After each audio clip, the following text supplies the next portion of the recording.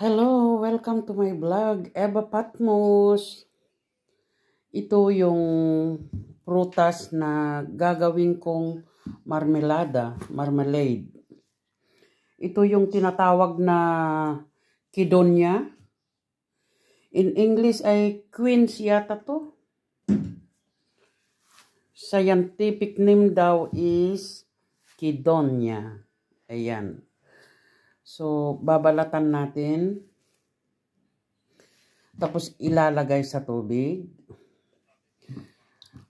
Nilagyan ko rin ng lemon para hindi mangitim. Oh, ayan, ganyan. Babalatan ko lahat ito and then ika-crush ko to para gagawin nating marmelada. Sweet ito. So, let's go. Ito na guys, nalinisan ko na. So, i-grind ko na lang siya. Kaya, kita mo, kailangan lagyan ito ng, ibabad ito ng lemon. Kasi nga mangingitim. Pero hindi bali, maluluto naman yan. Ganito sana ang gawin ko. Pero bakit pa ako magpapakahirap? Meron naman ito. Dito ko na iano para mas madali. Total, ganun din naman mangyayari.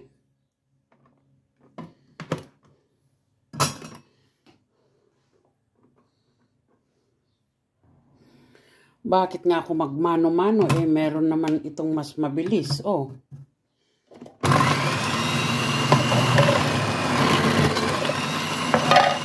Mabilis lang yan.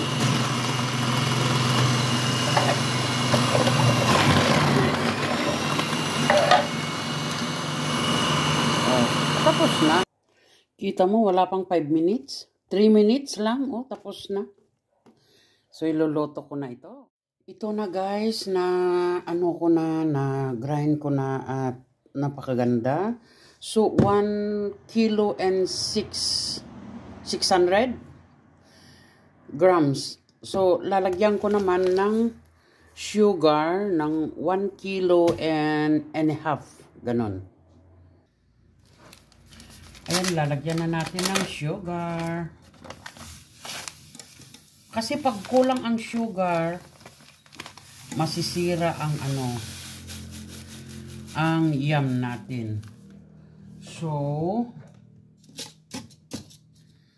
ito pa, kalahati pa.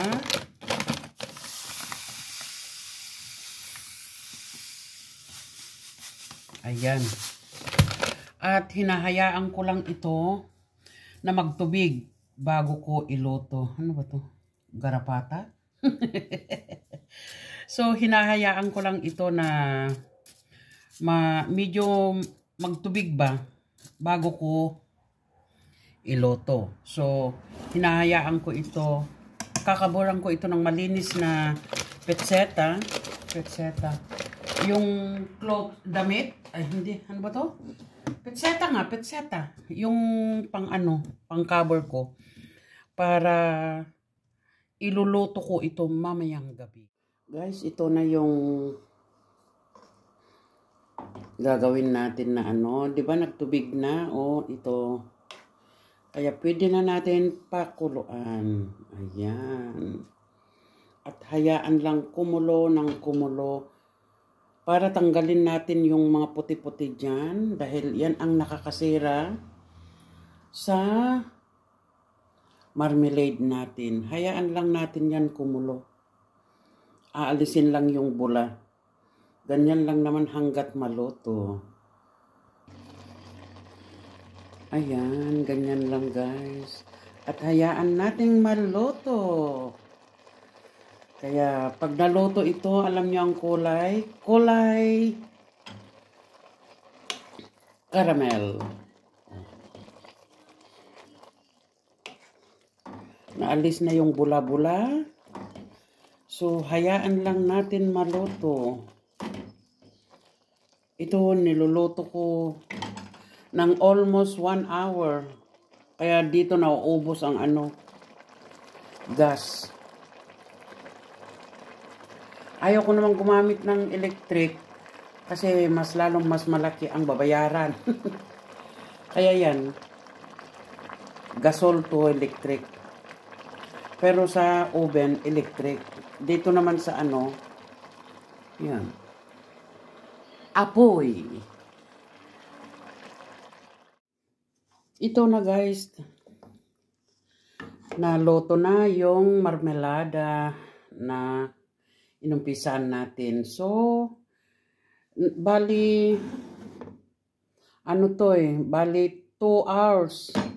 2 hours, oo. Dahil 2 beses ko to niloto, kaya yun. Nung 1 hour, tapos pinatay ko ulit. Tapos, next Saturday, itinuloy ko ulit ang pagluluto. Ngayon, lalagay na lang natin sa mga baso. Mga ready na. Nailagay ko na rin sa mga baso. At ito, siguro, papamigay yung mga iba dahil marami naman sa amin na ito. Ito yung nilagay ko na yan, yung pangpa-aroma. Para mas yung may masarap pa sa sa mga ginagawang marmelada. Ayan. So, who wants to taste? Ang sarap kaya ito. Ayan guys, maraming salamat sa inyong panonood. Thank you for watching.